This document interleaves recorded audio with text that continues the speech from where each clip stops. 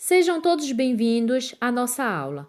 Hoje iremos estudar os fatores que interferem na dilatação térmica dos sólidos. O primeiro fator que iremos estudar é o tamanho inicial do objeto. Vamos analisar o nosso exemplo. Nós temos aí duas barras metálicas de mesmo material, uma com 10 metros e outra de 10 centímetros de comprimento. Inicialmente, elas estão à mesma temperatura. Ambas estão recebendo a mesma quantidade de calor. Se verificarmos que a barra de 10 metros, ela possui, depois de um certo tempo, ela vai medir 11 metros de comprimento, nós não podemos afirmar que a barra de 10 centímetros, ela também irá se dilatar 1 metro de comprimento. Isso porque o aumento ela é proporcional ao tamanho. Quanto menor um corpo, menor será a sua dilatação. Vejamos agora a nossa segundo fator, que é a variação de temperatura sofrida por um corpo. Quanto maior a variação sofrida por um corpo, maior será a sua dilatação térmica. Vamos analisar o nosso exemplo. Nós temos aí duas barras idênticas de mesmo tamanho, de 1 metro de comprimento. Prestem atenção que a nossa segunda barra ela está recebendo uma quantidade maior de calor. Se ela recebe uma quantidade maior de calor, vai haver uma maior variação de temperatura sofrida por esse corpo. Então, a nossa segunda barra ela vai dilatar mais, certo? Então, quanto maior a variação de temperatura sofrida por um corpo, maior será a sua dilatação. E, por fim, nós temos o nosso terceiro fator, o coeficiente de dilatação térmica dos corpos. Quando os materiais eles são diferentes, eles sofrem dilatações diferentes. Isso se deve à estrutura molecular dos corpos. Quanto maior é o seu coeficiente, maior será a sua dilatação dos corpos. O estudo da dilatação térmica e da contração térmica, ela é apenas experimental. Embora essa dilatação ocorra simultaneamente nas 3 dimensões do sólido. É costume analisarmos separadamente uma dilatação térmica linear, quando nós temos apenas uma dimensão, uma dilatação térmica superficial, quando nós temos 2 dimensões, que é no caso uma área, uma superfície, e a dilatação térmica volumétrica para as 3 dimensões, quando o corpo ele apresenta um certo volume. Hoje, iremos finalizar a nossa aula falando sobre a primeira dilatação térmica, que será a dilatação térmica linear. Vamos analisar a nossa dilatação térmica linear.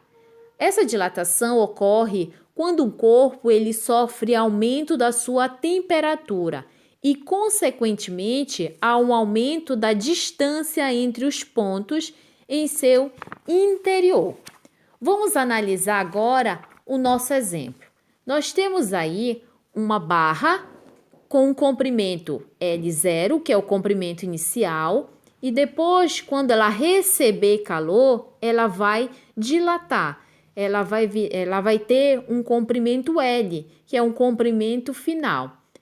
O ΔL é a variação de comprimento, o quanto ela vai dilatar, tudo bem? Então, vamos recapitular. Nós temos L0, que é o comprimento inicial, L, que é o comprimento final, e ΔL é a variação de comprimento. Esse assunto nós trabalhamos no segundo ano do ensino médio. A fórmula que vocês irão ver futuramente é essa que está de vermelho. ΔL é igual a L0, que é o comprimento inicial, vezes alfa, que é o coeficiente de dilatação térmica linear, vezes a variação de temperatura sofrida pelo corpo. Através dessa fórmula, vocês vão calcular quanto será a variação de comprimento sofrida pelo pelo objeto. Lembrando que esse coeficiente de dilatação linear, esse alfa, ele vai depender do tipo de material que vocês irão trabalhar. Mas para nossos estudos, nós vamos trabalhar com a fórmula que está escrito de azul. Nós temos ΔL, que é a variação de comprimento, igual ao comprimento final menos o comprimento inicial. Então, é essa fórmula que iremos trabalhar agora na série que vocês estão. Tudo bem? Vamos analisar agora algumas dilatações sofridas diariamente no nosso cotidiano. Nós temos aí a variação sofrida quando a dilatação térmica em alguns materiais que podem provocar alguns problemas que precisam ser resolvidos de uma forma mais correta. Nós temos aí essa figura que vocês estão observando. Em dias quentes, os trilhos das ferrovias, eles tendem a se dilatar, podendo encurvar-se. Qual seria a solução para que isso não ocorresse? Deixar espaço entre as barras dos trilhos para permitir essa dilatação, essa expansão. Tudo bem? Outro problema que podemos visualizar no nosso cotidiano em dias quentes é a sensação do piso do concreto ele dilatar, causando rachadura, como podemos visualizar na nossa figura. Qual seria a solução? Deixar pequenos espaços entre as sensações, tá? E preencher esses espaços com emborrachado, porque quando ocorrer essa dilatação, não vai fazer com que haja rachaduras na calçada, tudo bem? Outros problemas que podemos visualizar no nosso cotidiano as pontes. Como podemos analisar a nossa figura? Com o aumento da temperatura, as pontes elas podem também sofrer algumas rachaduras. E qual seria a solução? Deixar alguns espaços numa das extremidades. Essa extremidade podemos colocar algumas roletas para que quando ocorra essa dilatação, a ponte não vá se romper. Tudo bem? E por fim, nós temos um outro exemplo. Em dias frios, os cabos elétricos eles se contraem e podem se romper também. Qual seria a solução?